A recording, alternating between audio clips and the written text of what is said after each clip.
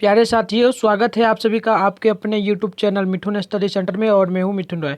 साथियों, आज की क्लास में हम लोग फिजिक्स का सेकंड चैप्टर जो हमारा है मानव नेत्र, इसमें हम लोग करीब 22 सब्जेक्टिव क्वेश्चन को देखेंगे, जो 2 नंबर का सवाल होता है। और ये सब सवाल काफ़ी इंपॉर्टेंट है, जो कि बार बार पूछा जा चुका है। तो आपके 2023 के बोर्ड एग्जाम में भी पूछा जा सकता है, इसकी संभावना है। तो आप लोग वीडियो को जरूर देखना। और आप लोगों को PDF चाहिए तो उसके लिए आप लोगों को क्या करना है, तो वीडियो के डिस्क्रिप्शन बॉक्स में जाइए, वहाँ पे व्हाट्सएप ग्रुप का लिंक मिलेगा, वहाँ से आप लोग ग्रुप ज्वाइन करें। और ग्रुप में ज्वाइन होने के बाद मुझे मेरे नंबर पे पर्सनल में मैसेज कीजिएगा, और आपको जिस सब्जेक्ट का PDF चाहिए आप लोग बोलिएगा तो आपको दे दिया जाएगा। तो चलिए हम लोग क्लास को शुरू करते हैं, आप लोग क्लास में जुड़ जाना।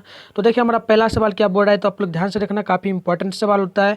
किसी वाइफोकल चश्मे में ऊपर और नीचे कौन कौन से लेंस लगाए जाते हैं। बाइफोकल लेंस होता है, आप लोग पढ़े हैं। और बाइफोकल लेंस के चश्मे में ऊपर और नीचे कौन कौन सा लेंस लगा होता है, यही बताना है। तो देखिए कौन कौन सा लेंस लगेगा। उत्तर होगा हमारा, ऊपर की तरफ अवतल लेंस रहता है, नीचे की तरफ क्या रहता है, उत्तल लेंस लगाए जाते हैं। सिंपल सी हो गया हमारा आंसर। क्या हो गया, ऊपर की ओर अवतल दर्पण लगता है, ठीक है। और नीचे की ओर कौन सा लेंस लगता है, तो उत्तल लेंस। आप लोगों को याद रखना, ये 2 नंबर का सवाल है और काफ़ी इंपॉर्टेंट है, ठीक है। चलिए नोट कर लेना आप लोग कॉपी में। अगर कोई दिक्कत हो तो आप लोग कमेंट करना, आप लोगों का कमेंट का रिप्लाई भी दिया जाएगा। तो चलिए 2 नंबर सवाल को देखते हैं। 2 नंबर सवाल है हमारा, प्रिज्म में कितने आधार और पृष्ठ होते हैं। प्रिज्म में इस प्रकार का हमारा होता है, ठीक है। ये प्रिज्म है हमारा, इसमें कितने आधार होते हैं और कितने पृष्ठ होते हैं। तो देखिए हम लोग जानते हैं प्रिज्म में 2 क्या है, त्रिभुजा, ठीक है, त्रिभुजाकार आधार और 3 आयताकार पार्श्व पृष्ठ होते हैं, ठीक है। 3 क्या होता है, त्रिभुज में 3 त्रिभुजाकार, यानी 1 2 3, ये हमारा 3 हो गया त्रिभुजाकार। आधार कितना है, तो आधार भी 1 हमारा ये हो जाता है। और 3 आयताकार, आयताकार का मतलब क्या है, तो ये जो खिंचा गया लकीर, इसको हम लोग आयताकार कहते हैं। ये 3 हमारा हो गया। और पार्श्व पृष्ठ होता है, ठीक है। पार्श्व पृष्ठ का मतलब क्या हुआ, तो पार्श्व पृष्ठ का मतलब हो गया ये हमारा जो बिंदु है, इसको हम लोग कहते हैं कोण को, ठीक है। तो चलिए हमारा ये क्लियर हो गया 2 नंबर सवाल। आप लोगों को समझ में आया या नहीं, कमेंट करके जरूर बताना। तो चलिए अगला सवाल को देखते हैं। अगला सवाल है हमारा 3 नंबर सवाल है क्या, तो पुतली लाइलिश, ठीक है। पुतली या लैलिश, ठीक है। लैलिश किसे कहते हैं, तो देखिए उत्तर हम लोग देखते हैं। आँख के अंदर एक छोटा सा छिद्र जिसे होकर प्रकाश की किरण नेत्र लेंस पर, ठीक है, नेत्र लेंस पर आपतित होती है, पुतली कहलाएगी, ठीक है। सिंपल सी बात है, आप लोग समझना। आँख के अंदर एक छोटा सा छेद होता है, ये हमारी आँख है, आप लोग ध्यान से देखना, ये हमारा आँख है। इसके अंदर एक छोटा सा क्या होता है, इधर दिखाते हैं, ठीक है। देखिए ये आपका आँख हो गया, जैसे कि ये आपका आँख हो गया। अब इसके अंदर एक छोटा सा छेद होता है, ठीक है। छोटा सा क्या होता है, तो छेद होता है, छिद्र, जिससे होकर प्रकाश की किरण जो है क्या होती है, नेत्र लेंस पर क्या होती है, आपतित हो जाती है। इधर से हम लोग देख लेते हैं, सिंपल से समझना। इधर से आया कोई रोशनी और आपतित हो गया, ठीक है। आपतित होने के बाद क्या होगा, परावर्तित भी हो जाएगा, ठीक है। तो ये हमारा परावर्तित हो गया, तो इसी नेत्र लेंस को हम लोग क्या कहते हैं, पुतली कहते हैं। तो आप लोगों को याद रखना है, ठीक है। 2 नंबर सवाल हमारा क्लियर हो गया। तो चलिए आप लोग कमेंट करते चलिए, समझ में आ रही है। 3 नंबर सवाल, ठीक है। 3 नंबर सवाल आपका क्लियर हो चुका है। अब चलिए अगला सवाल को हम लोग देख लेते हैं। काफ़ी सवाल है इसमें, ठीक है, इंपॉर्टेंट सवाल है। तो आप लोग एक सवाल को ध्यान से देखिए। चलिए देखिए सवाल है मेरा 4 नंबर, क्या बोल रहा है, ध्यान से देखिएगा। सवाल है, परितारिका क्या कार्य करती है, ठीक है। परितारिका क्या कार्य करती है। चलिए परितारिका हम जानते हैं, उत्तर क्या होगा, परितारिका गहरा पेशिया डाया, ठीक है, डायाफ्राम होता है, जो पुतली के आकार को नियंत्रित रखता है। सिंपल सी बात है, परितारिका गहरा पेशिया, ठीक है, गाढ़ा भी होता है पेशिया, और डायाफ्राम होता है, जो कि पुतली हमारी आंख के अंदर इस प्रकार से, ये हमारी आंख है, ठीक है। आंख के अंदर वाइट जो रहता है उसको हम लोग पुतली कहते हैं। तो पुतली के आकार को क्या करती है, नियंत्रित रखती है, यानी कि ना उसको छोटा होने देता है ना बड़ा होना देता है। जितना बचपन में था जितना बड़ा, उतना ही बड़ा क्या रहता है, बुढ़ापे तक, मतलब कभी भी बड़ा या छोटा नहीं होता है, ठीक है। तो आपका 4 नंबर सवाल कि काफ़ी इंपॉर्टेंट है, ये आपका क्लियर हो चुका है, ठीक है। चलिए अगला सवाल को आप लोग कमेंट करते चलिएगा, आपको समझ में आ रहा है या नहीं, ठीक है। आप लोग अभी यहाँ पर ही कमेंट करते चलिए। चलिए अगला सवाल देख लीजिए। 5 नंबर सवाल क्या है, सुस्पष्ट दर्शन की अल्पतम दूरी से आप क्या समझते हैं, ठीक है। ये हमारा पहला सवाल हुआ। इसी में आगे एक और सवाल, नेत्र के लिए दूर बिंदु क्या होता है, ठीक है। सबसे पहले तो हमें देखना है कि सुस्पष्ट दर्शन के लिए अल्पतम दूरी क्या होती है। तो देखिए वह अल्पतम दूरी जिस पर रखी वस्तु को नेत्र बिना किसी तनाव के सुस्पष्ट देख सकता है, उसे हम लोग क्या कहेंगे, निकट बिंदु कहेंगे, ठीक है। निकट बिंदु ठीक है। आप लोगों का निकट बिंदु पहले ये था, निकट बिंदु क्या है, तो निकट बिंदु हमारा क्या होगा, एकदम सिंपल से निकल गया, वह अल्पतम दूरी जिस पर वस्तु को नेत्र बिना, ठीक है, नेत्र बिना किसी तना के, यानी आँख जो है किसी प्रकार का तना ना हो, ना उसको दर्द होना या कुछ ना हो, ठीक है, सिंपल से वह देख लेगा, सुस्पष्ट देख सकता है वस्तु को, उसे हम लोग नेत्र का क्या कहते हैं, निकट बिंदु अथवा सुस्पष्ट, एक ही सवाल, ठीक है, अथवा सुस्पष्ट दर्शन की अल्पतम दूरी कहते हैं।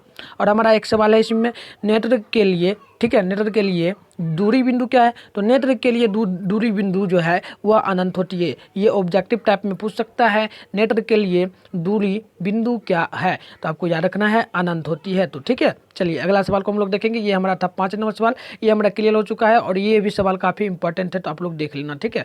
चलिए अगला सवाल को देखते हैं। आप लोग अभी तक वीडियो को लाइक नहीं किए तो वीडियो को जरूर लाइक कर दे, ठीक है, वीडियो को लाइक कर ले और जरूर इस वीडियो को ज़्यादा से ज़्यादा शेयर करते चले आप लोग, ठीक है, साथ में आप लोग शेयर करते चले ताकि आपके फ्रेंड लोग जो है वो भी ज्वाइन हो जाए। आप लोग ज़्यादा नहीं, एक फ्रेंड को ही शेयर करें, ठीक है, बहुत हो जाएगा एक फ्रेंड। और आप लोग लाइक नहीं करते तो लाइक भी आप लोग करते चलिएगा, ठीक है। और जो सब्सक्राइब कर लिए उनका बहुत बहुत धन्यवाद, जो अभी तक सब्सक्राइब नहीं किए हैं और वो भी कर ले, ठीक है, जो कर लिए हैं उनको बहुत बहुत धन्यवाद। तो आप लोग जो सब्सक्राइब अभी तक नहीं किए हैं वीडियो चैनल को, वो भी कर ले, ठीक है। चलिए अगला सवाल देखते हैं। 6ठा नंबर सवाल है, निकट दृष्टि दोष का क्या कारण है, निकट दृष्टि दोष जो है इसका क्या कारण है। चलिए उत्तर देखते हैं। निकट दृष्टि दोष नेत्र गोलक के आगे से पीछे तक काफ़ी लंबा हो जाने के कारण होता है। सिंपल सी बात है, देखिए हम नेत्र दृष्टि जो है वह नेत्र यानी आँख जो हमारी ये है आँख, ठीक है, आँख के आगे पीछे यानी आगे भी देखिए कौन होता है, तो आप लोग देखे होंगे जिसको आप लोग देहाती बताओ, आप सुबह सुबह उठते हैं तो यहाँ पे छिपछिपा सा आ जाता है, ठीक है, नहीं देखे होंगे कभी कभी छिपछिपा सा आ जाता है, तो वो किसके कारण होता है, वो निकट दृष्टि दोष के कारण होता है, ठीक है। और पीछे से क्या होता है, लंबा हो जाता है, वही है ना, वो बाहर में आपको दिखता है छोटा सा लगता है जैसे कि कुछ पीस सा है, लेकिन वो अंदर में भी रहता है, ठीक है, अंदर में भी बहुत बड़ा हो जाता है। तो इसी के कारण हम लोग क्या कहते हैं, निकट दृष्टि दोष का क्या होता है, कारण होता है। तो ठीक है, चलिए अगला सवाल हमारा अब होगा, ये 6 नंबर था, कंप्लीट हो चुका है। आप लोगों को समझ में आते जा रहा है तो कमेंट करते चलिए, ठीक है, कोई दिक्कत हो तो कमेंट करें, यहीं पे हम लोग सोल्यूशन निकालेंगे, ठीक है। चलिए ये सवाल काफ़ी महत्वपूर्ण होता है, ठीक है, ये ऑब्जेक्टिव में भी आ सकता है आपको और साथ में सब्जेक्टिव में तो दिया ही है। तो चलिए देखिए 7 नंबर सवाल क्या है, 2 पतले लेंसों की क्षमता हमें दिया है प्लस में 2.0D, ठीक है, उसके बाद तथा हमको दिया है माइनस में 1.5D और इन्हें, ठीक है, इन्हें संपर्क में रखकर संयुक्त लेंस बनाया गया है। इस लेंस की प्रवृत्ति क्या होगी, सिंपल सी बात है, हमें क्षमता दिया है, 2 पतले लेंस का क्षमता, एक क्षमता दिया है प्लस में, कितना दिया, प्लस में दिया है 2.0D, ठीक है, डायोप्टर डी को हम लोग क्या करते हैं, डायोप्टर, आप लोगों को याद रखना है डायोप्टर, और दिया है माइनस 1.5 डायोप्टर। तो इस दोनों को हमें जोड़कर सिंपल से निकाल लेना है। हमको क्या करना है, इसको P मान लेना है, इसको P1 मानना है, इसको P2 मान लेना है। जैसे कि यहाँ पे दिया है उत्तर में P1 बराबर हम लोग क्या किए हैं, P1 बराबर P बराबर दिए हैं P1 प्लस P2, तो P1 का मान क्या देंगे, P1 का मान है प्लस में 2.0 दे दिए, फिर प्लस हम लोग ये दिए हैं, ये प्लस, तो यहाँ पे हम लोग प्लस में क्या किए, प्लस में दे दिए हैं माइनस 1.5 डायोप्टर, ठीक है। उसके बाद हम लोग इसका क्या करेंगे, जोड़ लेंगे। देखिए ये हमारा है प्लस माइनस क्या होता है, तो माइनस हो जाएगा, तो माइनस में हमारा क्या हुआ, देखिए ये है हमारा 2.0, अब इसमें प्लस माइनस हो गया 1.5। अब जब घटाएंगे हम लोग तो क्या निकलेगा, तो घटाएंगे तो हमारा 5 निकलेगा, ठीक है, तो ये हमारा प्लस में आ जाएगा, क्या होगा 0.5 डायोप्टर। चूंकि लेंस की क्षमता धनात्मक है, धनात्मक यानी प्लस में आ रहा है, ठीक है, तो अतः यह उत्तल लेंस में होगा। आप लोगों को याद रखना है, प्लस में आ जाए तो उत्तल लेंस में, माइनस में आ जाए तो अवतल लेंस में, ये भी आप लोगों को याद रखना है, ठीक है, इसी से सवाल बनता है। तो चलिए ये आपका 7 नंबर सवाल था, काफ़ी महत्वपूर्ण होता है, ऑब्जेक्टिव में भी पूछ सकता है। ऑब्जेक्टिव में डायरेक्ट क्या करेगा, ये दोनों अंक दे दिया, अब आपको ऑप्शन में दे देगा प्लस 0.5D, आपको पूछेगा क्या होगा इसकी प्रवृत्ति, तो आप क्या कर सकते हो, P1 मान लेना, तो सबसे पहले तो P लिख लेना और P1, ठीक है, P1 प्लस P2 करके आपको जोड़ देना, जोड़ने के बाद जो हल आए वही आपका क्या हो जाएगा, आंसर हो जाएगा, ठीक है। तो इस प्रकार आप लोग बना लेना। चलिए अगला सवाल को देखते हैं। अगला सवाल देखिए हमारा 8 नंबर क्या बोल रहा है, काफ़ी महत्वपूर्ण सवाल है, आँख की में कार्निया क्या है। हमारी आँख में कार्निया होती है, लेकिन क्या है, तो चलिए देखते हैं हम लोग। आँख का अग्रभाग कार्निया कहलाता है। आँख का अग्रभाग क्या है, तो आँख की आगे में जो काला काला जो है, सफ़ेद जो है, सफ़ेद बीच में होता है, ठीक है। ये देखिए हमारी आँख है, सिंपल सी है। अब इसमें क्या होता है, सफ़ेद भाग छोटा होता है, ठीक है। उसके बगल में जो ये काला काला भाग दिखता है, इसी को हम लोग क्या कहते हैं, तो इसी को हम अग्रभाग, ठीक है, अग्रभाग कार्निया कहते हैं।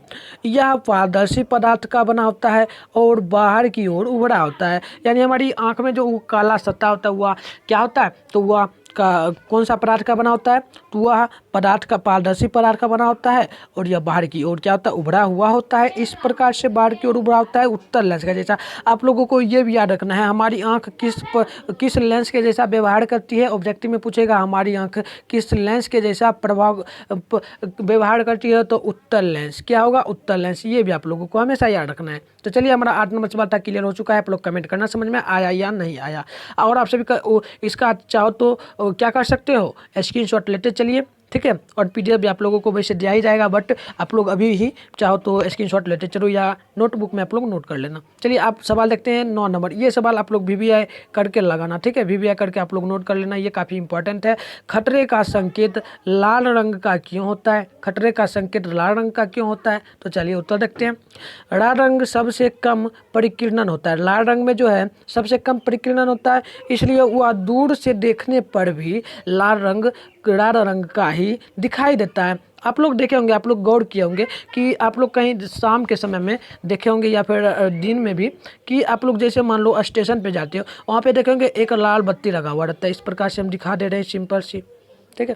आप लोग देखेंगे इस प्रकार से लाल बत्ती बना हुआ रहता है। आप देखो लाल रंग जो है वह सुस्पष्ट हमें दिखता है, वह थोड़ा भी नहीं मतलब खराब दिखता है। देखिए ये हमारा जैसे पोल है, यहाँ पे हम लोग क्या करेंगे, यहाँ आप जैसे खड़े हो यहाँ पे, ठीक है, यहाँ आप खड़े हो, यहाँ से आप जब जैसे ही देखोगे ना इस रंग को, तो ये पूरा सुस्पष्ट दिखेगा। बहुत दूर पर भी होगा, 1 किलोमीटर पर भी होगा, फिर भी आपको सुस्पष्ट क्या होगा, दिखाई देता है। तो सिंपल सी बात है कि लाल रंग का जो परिकीर्णन है वह सबसे कम होता है, उसी के कारण हम लोग लाल रंग को दूर से भी देख सकते हैं और सुस्पष्ट। तो सिंपल सी बात हो गई, आप लोग इसको याद रखना, ठीक है, नोट कर लेना आप लोग। चलिए अगला क्वेश्चन को हम लोग देखते हैं। क्वेश्चन ज़्यादा है इस वीडियो में, क्योंकि हम लोग एक ही वीडियो में जितना भी 2 नंबर सवाल है उसको क्लियर कर रहे हैं। तो आप लोग वीडियो में बने रहे और वीडियो को आप लोग शेयर करते चले, और अभी तक लाइक नहीं किए तो लाइक कर दे, ठीक है। तो चलिए अगला सवाल को देखते हैं। सवाल है हमारा, दूरदृष्टि दोष क्या है, दूरदृष्टि दोष का क्या कारण है। हमने देखा निकट दृष्टि दोष का क्या कारण था, अब देखना है हमको दूरदृष्टि दोष का क्या कारण है। तो चलिए, यह दोष नेत्र गोलक के छोटा होने या नज़दीक की वस्तु देखते समय लेंस की आकृति बदलने का कारण होता है। मतलब कि दूरदृष्टि दोष हो जाए ना, तो हम लोग कितनी दूरी तक की वस्तु को देख सकते हैं, तो दूरदृष्टि होता है तो इसमें हम लोग कम 25 सेंटीमीटर तक की दूरी वस्तु को ही देख सकते हैं। नहीं देखिए, हमारी स्पष्ट आँख के लिए न्यूनतम दूरी जो है वह 25 सेंटीमीटर होती है। अब देखिए यहाँ पे दूरदृष्टि दोष हो गया, यानी कि हम लोग दूरदृष्टि दोष का मतलब क्या हुआ कि हमारी आंखें जो है दूर की वस्तु को स्पष्ट देखेगी और नज़दीक की वस्तु को पूरा साफ साफ नहीं देख पाएगी, झिलमिलाएगी हमारी आंख, ठीक है। तो यही कहने का अर्थ है, जिसको दूरदृष्टि दोष का रोग हो जाए तो आप लोग समझ लेना कि आपको सामने का वस्तु, नज़दीक का वस्तु जो है वह स्पष्ट नहीं दिखाई देगा, ठीक है। तो यही आपको याद रखना है। तो हमारा आंसर होगा यह दोष नेत्र गोलक के छोटा होने या नज़दीक की वस्तु को देखते समय लेंस की आकृति बदलने का कारण होता है। तो चलिए हमारा 10 नंबर सवाल जो है क्लियर हो चुका है।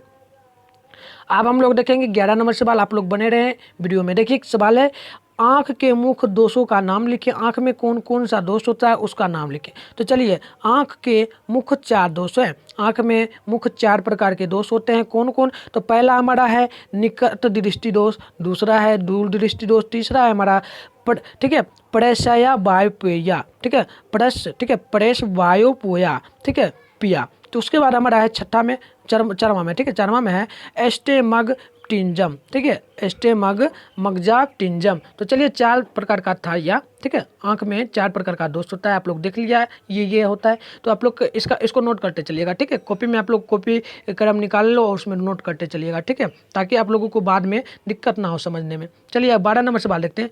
जब हम नेत्र से किसी वस्तु की दूरी को बढ़ा देते हैं, ठीक है, हम अपनी आँख से क्या करते हैं, किसी वस्तु की दूरी को बढ़ा देते हैं, तो नेत्र में प्रतिबिंब दूरी, ठीक है, प्रतिबिंब दूरी का क्या होता है, तो चलिए आंसर देखते हैं। सिंपल सी बात है कि हम लोग आँख में क्या करेंगे, वस्तु की दूरी को बढ़ा देंगे। यानी वस्तु की दूरी मान लो 5 सेंटीमीटर दूरी पर है और उसको हम लोग देख रहे हैं, तो प्रतिबिंब किस प्रकार का बनेगा, वही कहने का अर्थ है। तो चलिए, प्रतिबिंब दूरी स्थित रहती है। प्रतिबिंब जो है वह दूरी स्थित रहती है, यानी दूर पर स्थित रहती है, क्योंकि मानव के नेत्र लेंस की फोकस दूरी इस प्रकार है कि समायोजित होती है। हमारी आंखें जो है समायोजित होती है, ठीक है। किसी भी वस्तु को हम जब देखेंगे तो उसकी प्रतिबिंब को हमारी आंख जो है आंखों में कैप्चर कर लेती है, वो चाहे दूर हो या नज़दीक हो, ठीक है। तो यह क्या कहते हैं, समायोजित होती है। उसके बाद प्रतिबिंब हमेशा क्या होगा, दृष्टिपटल होता है। प्रतिबिंब हमेशा क्या होता है, तो दृष्टिपटल होता है। दृष्टिपटल पर ही बने होते हैं। तो हमारा ये था कितना नंबर सवाल, तो 12 नंबर सवाल था, ठीक है। हमारा ये 12 नंबर सवाल था, ये हमारा कंप्लीट हो चुका है। आप लोगों को समझ में आ रहा है या नहीं, कमेंट करके जरूर बताएं। और समझ में नहीं आएगा तो एक बार और वीडियो को पीछे करके देख लेना क्लास सुनने के बाद। और कुछ डाउट हो तो आप लोग कमेंट में जरूर बताना। मैं आप लोगों का कमेंट का रिप्लाई देने का कोशिश जरूर करूँगा, ठीक है। आप लोग कोई भी डाउट हो तो आप लोग जरूर कमेंट कीजिए, ठीक है। तो हम लोग जवाब जरूर देंगे आपका। चलिए अगला सवाल को देखते हैं। सवाल है हमारा, किसी अंतरिक्ष यात्री को आकाश नीले रंग की अपेक्षा काला क्यों दिखाई देता है। तो आप लोग देखते हैं, जैसे शाम के समय आप लोग देखना, या अभी ही देखो, अभी नाइट है, ठीक है, अभी शाम हो गया है। आप लोग देखना कि आकाश में जो है नीला दिखाई दे रहा है रंग, ठीक है। लेकिन अंतरिक्ष में जब यात्री जाते हैं, ठीक है, वायुमंडल में जब यात्री जाते हैं तो उनको नीले की अपेक्षा काला क्यों दिखाई देता है, हम कारण इसका जानेंगे, ठीक है। काफ़ी इंपॉर्टेंट सवाल है, ठीक है। ये काफ़ी इंपॉर्टेंट, आप लिख के रखो। ये सवाल जो है ना आपको पक्का अंदर पूछेगा, ठीक है। आपको देख लेना 23 के एग्जाम में निश्चित रूप से रहेगा। और यह 2 नंबर का सवाल है, काफ़ी इंपॉर्टेंट है, ठीक है। इस वीडियो में मैं आपको कहता हूँ ना, मैं करीब 5 से 6 क्वेश्चन ऐसा करवा रहा हूँ जो कि गारंटी है पूछेगा आपको। और भी सवाल है इंपॉर्टेंट, लेकिन 5 से 6 सवाल जो है काफ़ी इंपॉर्टेंट है, जो कि बार बार पूछा गया है और पूछने का चांस है, पूछेगा ही। तो आप लोग इस वीडियो को पूरा ज़रूर देखना। और जिसको मैं वीवीआई करके बता रहा हूँ उसको आप लोग एक अलग कॉपी में क्या करना, नोट कर लेना, ठीक है। तो चलिए हम लोग देखते हैं, अंतरिक्ष यात्री को आकाश का रंग नीले की अपेक्षा काला क्यों दिखाई देता है। तो सिंपल सी होगी, अधिक ऊंचाई पर प्रकाश का परिकिरण जो है नहीं होता है, यानी कि प्रकाश का परिकिरण जो है अधिक ऊंचाई पे जाने के बाद नहीं रहता है, ठीक है। इसीलिए किसी अंतरिक्ष यात्री को आकाश नीले की अपेक्षा काला दिखाई देता है। सिंपल से आपको याद रखना है, अंतरिक्ष में परिकिरण नहीं होती है, परिकिरण नहीं के संभावना में होती है। परिकिरण के कारण ही हम लोग किसी वस्तु को देख पाते हैं। तो परिकिरण जब होगा ही नहीं तो वो हमें किसी भी आकार का दिख सकता है, काला दिख सकता है, कुछ भी, लेकिन काला अंतरिक्ष यात्री को दिखाई देता है तो काला ही हम लोग मान लेंगे, ठीक है। तो चलिए ये हमारा था 13 नंबर सवाल, ये भी हमारा कंप्लीट हो चुका है। आप लोगों को समझ में आ रहा है या नहीं, कमेंट करके जरूर बताएं, ठीक है। चलिए 4 नंबर सवाल को देखते हैं। 14 नंबर सवाल है, काफ़ी इंपॉर्टेंट है। मानव नेत्र में दृष्टिपटल का क्या कार्य है। मानव नेत्र में दृष्टिपटल का क्या कार्य है। तो चलिए, मानव नेत्र में दृष्टिपटल द्वारा बनाए गए प्रतिबिंब के लिए स्क्रीन का कार्य करता है। सिंपल सी बात है, दृष्टिपटल जब तक हमारी आंखों में नहीं रहेगा तब तक हम लोग किसी वस्तु को तो देख लेंगे, लेकिन हम ये नहीं पहचानेंगे कि वह कौन सी वस्तु है और वह किस प्रकार का है, ठीक है। तो वही स्क्रीन बनाता है। स्क्रीन मतलब ये नहीं समझना कि अभी मोबाइल देख रहे हो उसका बात कर रहा हूँ, उसका नहीं, आँख में भी स्क्रीन बनाता है, ठीक है।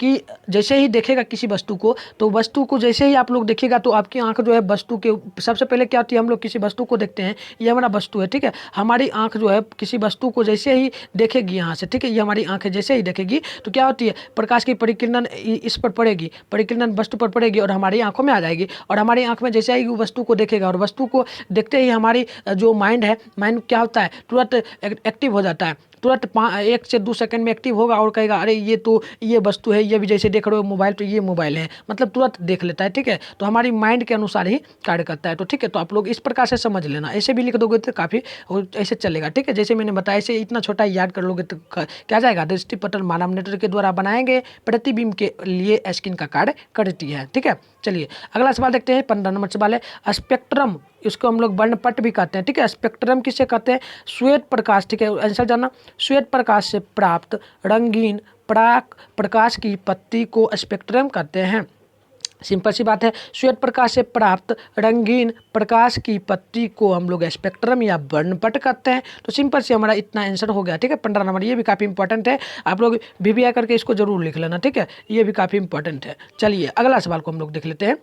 अगला सवाल है हमारा काफ़ी महत्वपूर्ण सवाल हो जाता है, 16 नंबर, काफ़ी इंपॉर्टेंट है। टिंडर प्रभाव से आप क्या समझते हैं, आप लोग जाना, और क्वेश्चन बैंक आप लोगों के पास होगा, ठीक है। क्वेश्चन बैंक यदि आप लोगों के पास होगा तो आप लोग उल्टा के देख लेना, उसमें यह सवाल काफ़ी बार पूछा जा चुका है, ठीक है। तो आप लोग इसको जरूर देखना, और ये तो इतना इंपॉर्टेंट है कि मैं कहूँगा इसको अभी याद कर लो, और ना तो आप लोगों को याद नहीं होता तो एक छोटे से पेज में लिख लो, और जहाँ आप लोग पढ़ाई करते हो वहाँ पे लिख के चिपका दो। ये सवाल गारंटी है कि पूछेगा तो पूछेगा, ठीक है। टिंडर प्रभाव से आप क्या समझते हैं, और ये सवाल जो है ना SST में भी पूछा जाता है, SST में, ठीक है। तो आपको याद रखना है, ये सवाल मान लो तो दो नंबर से आ सकता है फिजिक्स में यानी साइंस में, और उसके बाद, ठीक है, उसके बाद आपको SST में भी पूछ सकता है यानी सोशल साइंस में, ठीक है। तो आपको याद रखना है। चलिए सवाल का आंसर देखते हैं।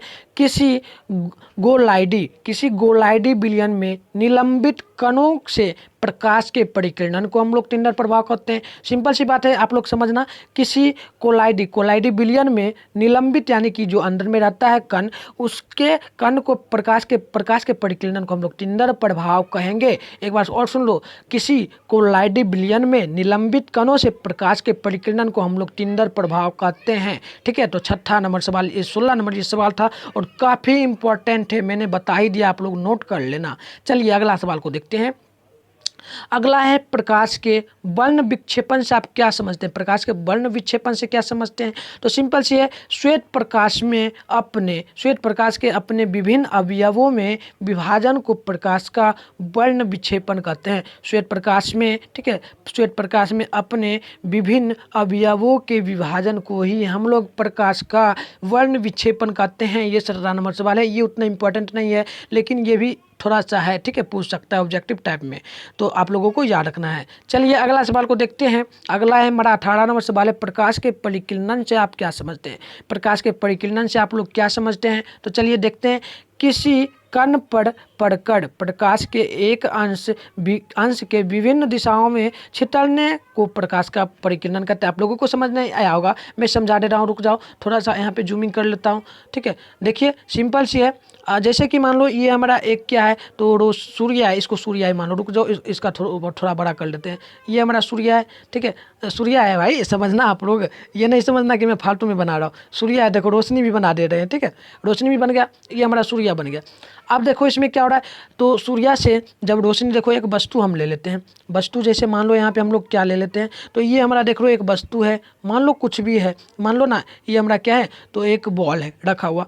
अब क्या हो रहा है देखना आप लोग, अब रिएक्शन देखना है यहाँ पे। देखिए जब रोशनी जो है सूर्य से आया, इस प्रकार से छीड़ होकर, ठीक है, इस प्रकार से यहाँ आया, इस प्रकार से यहाँ आया। अब क्या हुआ, प्रकाश जब देखिए किसी भी रोशनी आता है किसी वस्तु में आएगा तो वह टकरा कर क्या होगा, छिद्र हो जाएगा। यहाँ से रोशनी आया, अब यह क्या होगा, इधर छिद्र हो सकता है, या इधर छिद्र हो सकता है, या इधर अनेकों दिशा में छिद्र हो जाएगी। इसी को हम लोग क्या कहते हैं, प्रकाश का क्या था क्वेश्चन, तो क्वेश्चन एक बार देख लेते हैं। चलिए इसी प्रकार से छिद्र हो जाता है अनेकों भाग में, ठीक है। तो इसी प्रकार के वर्ण विक्षेपण को हम लोग क्या कहेंगे, ठीक है, तो इसी को हम लोग प्रकाश का परिकिरणन कहेंगे। यानी कि एक प्रकाश का किरण एक जगह आया और वो अलग अलग दिशा में क्या हुआ, तो छिद्र हो गई, तो उसी को हम लोग क्या कहेंगे, प्रकाश का परिकिरणन। समझ में आ गया, ठीक है। 18 नंबर सवाल था हमारा। चलिए अब हम लोग देखते हैं कितना नंबर सवाल है, तो सवाल है 19 नंबर सवाल है, दृष्टि प्रकाश किसे कहते हैं, दृष्टि प्रकाश किसे कहते हैं। तो चलिए आंसर देख लेते हैं हम लोग।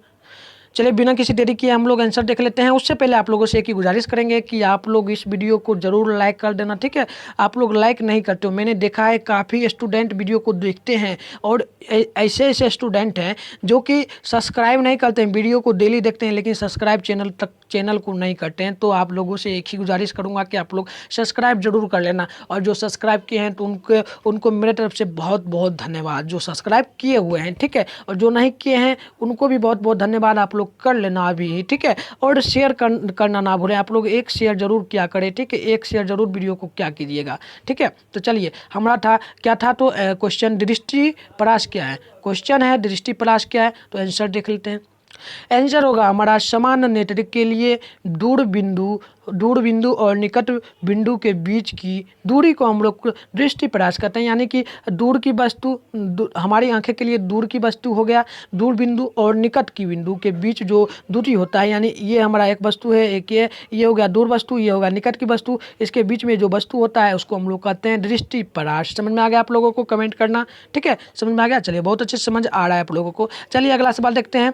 अगला सवाल है हमारा क्या, तो 20 नंबर सवाल है, इसको थोड़ा बड़ा सवाल है थोड़ा, ठीक है, बड़ा सवाल है, तो इसको हम लोग अच्छी तरीके से देखेंगे। पहले क्वेश्चन देख लेते हैं। क्वेश्चन है हमारा, नेत्रदान करते समय किन किन बातों का ध्यान रखना चाहिए? आप लोग कभी नेत्रदान किए हैं? कमेंट करके जरूर बताना। नेत्रदान करने का मतलब होता है कि खून जिसको आप लोग कहते हो देहाती भाषा में ब्लड, ठीक है, ब्लड, यानी किसी को जरूरत पड़ गया तो उसको दान किया जाता है। लेकिन उस दान करते समय हमें किन किन बातों का ध्यान रखना चाहिए, यही हम लोगों को जानना है। तो चलिए जानते हैं। पहली बात तो हम लोगों को याद रखना है कि मृत्यु के बाद 4 से 6 घंटे के अंदर ही नेत्रदान हो जाना चाहिए। यानी मान लीजिए कि किसी व्यक्ति का क्या हो रहा है, मृत्यु हो रहा है, तो जैसे ही मृत्यु होने वाला है पता चलेगा तो उसके मरने से पहले, मृत्यु होने से 4 से 6 घंटे पहले ही यदि उसको नेत्र का यानी खून का दान करना है, ब्लड का किसी को देना है, तो वो दान कर सकता है। कितना घंटे पहले? 4 से 6 घंटे पहले। ऑब्जेक्टिव में भी पूछता है कि हमें मनुष्य का मृत्यु होने से पहले कितने घंटे बाद हुआ, चाहे कितने घंटे पहले चाहे तो मनुष्य क्या नेत्र दान कर सकता है। तो आपको याद रखना है 6 से 4 घंटे के बीच। अब चलिए दूसरा देखते हैं पॉइंट। दूसरा है हमारा, नेत्रदान नज़दीकी नेत्र यानी आँख जो है, नज़दीकी जो बैंक हो या हॉस्पिटल हो, बैंक को दिया जाना चाहिए। नेत्रदान एक सरल प्रक्रिया है और इससे किसी प्रकार का विरूपण नहीं होता है। यदि आप लोगों को कभी नेत्रदान करने का मौका मिले तो ज़रूर करना, ठीक है, काफ़ी अच्छी बात होती है नेत्रदान करना। तो आप लोगों को नेत्रदान करने का मौका मिले तो आप लोग दूर मत जाना, आपके नज़दीक में जो हॉस्पिटल होगा उसी में जाना है, उसी में नेत्रदान आपको करना है। और यह सरल प्रक्रिया है, इसमें किसी प्रकार का क्षति नहीं होता है। तो चलिए, ये हमारा था सवाल कितना नंबर? ये सवाल था हमारा, ये था हमारा 20 नंबर, लेकिन काफ़ी इंपॉर्टेंट सवाल है, ठीक है। ये चाहो तो नॉलेज के लिए भी सवाल है और इम्पॉर्टेंट भी है, ये भी पूछता है सवाल, ठीक है, तो आप लोगों को याद रखना है। चलिए हम लोग नेक्स्ट क्वेश्चन को देखते हैं। नेक्स्ट क्वेश्चन है काफ़ी इंपॉर्टेंट, आप लोग इंपॉर्टेंट से भी इंपॉर्टेंट करके इसको लिख लेना। तारे क्यों टिमटिमाते हैं? तारे क्यों टिमटिमाते हैं? तो देखिए, तारे ताप परिवर्तन के चले ताले क्यों टिमटिमाते हैं, मैंने देख लिया। आप क्वेश्चन को हम लोग यहाँ कर लेते हैं, ये बड़ा है, थोड़ा छोटा छोटा करके समझाना पड़ेगा, ठीक है, छोटा छोटा करके समझिए, आप लोग समझिए। ठीक है, ताप परिवर्तन के कारण वायुमंडल का घनत्व और अपवर्तनांक निरंतर बदलता रहता है। यानी कि ताप के कारण यानी गर्मी के कारण जो है वायुमंडल का जो घनत्व है और अपवर्तनांक है वह निरंतर क्या होता है, बदलता रहता है। फलस्वरूप रात्रि में तारे से आने वाली किरणें, ठीक है, रात के समय में जो तारे से किरणें आती है अपवर्तन के कारण कभी अधिक और कभी क्या होती है, अपवर्तन के कारण हम लोगों को कभी अधिक रोशनी दिखाई देती है या कभी क्या होती है, कम मुड़ जाती है, कभी कम दिखाई देती है। अर्थात आंखें में कभी प्रकाश अधिक और कभी क्या होती है, कम पहुंचती है, कभी अधिक पहुंचती है, कभी कम पहुंचती है। इसी कारण हम लोग क्या करेंगे, तो इसी कारण तारे जो हैं वह टिमटिमाते हुए प्रतीत होते हैं। समझ आ गया? एक बार और हम लोग बोल दे रहे हैं, आप लोग समझ लेना। देखिए छोटा करके बोल रहे हैं, आप लोग सुन लेना। सवाल है हमारा, सवाल था तारे क्यों टिमटिमाते हैं? तो तारे ताप परिवर्तन के कारण वायुमंडल का घनत्व और अपवर्तनांक निरंतर रहता है। वायुमंडल जो देखिए ताप के कारण ही वायुमंडल में जो है घनत्व और अपवर्तनांक निरंतर रहता है। और फलस्वरूप रात्रि में जो तारे हैं वह तारे से आने वाली रोशनी की किरणें अपवर्तनांक के कारण काफ़ी अधिक या कभी कम भी हो जाती है उसकी रोशनी, अर्थात आंखें में कभी अधिक प्रकाश पहुंचती है, कभी कम पहुंचती है। इसी कारण तारे जो है टिमटिमाते हैं। सिंपल सी हो गया हमारा। और ये सवाल जो है ना 5 नंबर में पूछ सकता है, ठीक है, 5 नंबर में नहीं पूछता है, 3 नंबर का सवाल हो जाता है या 4 नंबर का सवाल इसमें पूछ सकता है। तो आप लोगों को इसको जरूर याद करना है, ठीक है। तो चलिए अगला सवाल को हम लोग देख लेते हैं। अगला सवाल हमारा काफ़ी छोटा है, ठीक है, ये हमारा कितना 21 नंबर था। देखिए ये लास्ट सवाल होगा, काफ़ी इंपॉर्टेंट है, छोटा है लेकिन इंपॉर्टेंट है, ठीक है। देखिए छोटी छोटी बात में ना होता है कि छोटी बात करो लेकिन इंपॉर्टेंट करो, तो छोटा क्वेश्चन है लेकिन काफ़ी इंपॉर्टेंट है। उससे पहले इस क्वेश्चन को करने से पहले मैं आपसे एक गुजारिश करूँगा कि आप लोग अभी तक वीडियो को लाइक नहीं किए तो वीडियो को जरूर लाइक कर दें, और क्लास हो जाएगा तो आप लोग इस वीडियो को जरूर शेयर कर देना। PDF की बात है तो आप लोग PDF के लिए क्या कर सकते हो, तो PDF के लिए आप लोग जाइए इस ग्रुप वीडियो के डिस्क्रिप्शन बॉक्स में, ठीक है, वहाँ पर आप लोगों को क्या मिलेगा, व्हाट्सएप ग्रुप का लिंक मिलेगा। रहेगा, उसमें आप लोग ज्वाइन हो जाइए। तो चलिए हम लोग लास्ट क्वेश्चन को देखेंगे। मुझे इतना आशा है कि आप लोग जरूर वीडियो को लाइक कर दोगे, चैनल को अभी तक सब्सक्राइब नहीं किया तो चैनल को भी सब्सक्राइब कर लोगे, ठीक है। तो जरूर आप लोग कर लेना, ठीक है। इतना मेहनत करना थोड़ा सा तो आप लोग कर ही सकते हो, लाइक या सब्सक्राइब करने में कोई रुपया थोड़ी लगता है, ठीक है। चलिए अगला सवाल है, रेटिना किसे कहते हैं? रेटिना किसे कहते हैं? तो रेटिना हम लोग आंसर देखते हैं, नेत्र गोलक की सबसे भीतरी सूक्ष्मग्राही परत को दृष्टिपटल या रेटिना कहते हैं। सिंपल सी बात है, हमारी आंख में जो गोलक का सबसे भीतरी भाग होता है, गोलक का सबसे भीतरी भाग यानी सूक्ष्मग्राही उस परत को हम लोग क्या कह सकते हैं? दृष्टिपटल या रेटिना कह सकते हैं। तो चलिए ये हमारा आज का लास्ट सवाल था, हमारा कंप्लीट हो चुका है। देखिए इस वीडियो में मैंने करीब 22 क्वेश्चन करवाया है और 22 में से मैं आपको इतना तो निश्चित ही बोल सकता हूँ, 22 में से 5 से 6 सवाल आपको पूछ सकता है। कितना? तो 5 से 6, ठीक है। और पिछले वीडियो आप लोग नहीं देखे हैं तो फर्स्ट जो चैप्टर था हमारा प्रकाश का अपवर्तन एवं परावर्तन, उस वीडियो को लिंक आप लोगों को इस वीडियो के डिस्क्रिप्शन बॉक्स में मिल जाएगा, वहाँ पे आप लोग जाना, उस वीडियो को भी जरूर देख लेना। उस वीडियो में भी मैंने करीब 10 से 20 सवाल करवाया था और काफ़ी इंपॉर्टेंट सवाल है, तो ठीक है आप लोग देख लेना। चलिए तो हम लोग यहीं पे वीडियो को क्या करेंगे, समाप्त करेंगे और आप लोगों को बाय बाय, मिलेंगे इसी प्रकार के और भी इंपॉर्टेंट क्वेश्चन के साथ। ये नहीं कि क्वेश्चन करवाएंगे, इंपॉर्टेंट क्वेश्चन के साथ मिलेंगे, ठीक है। तो चलिए आप लोगों को बाय बाय।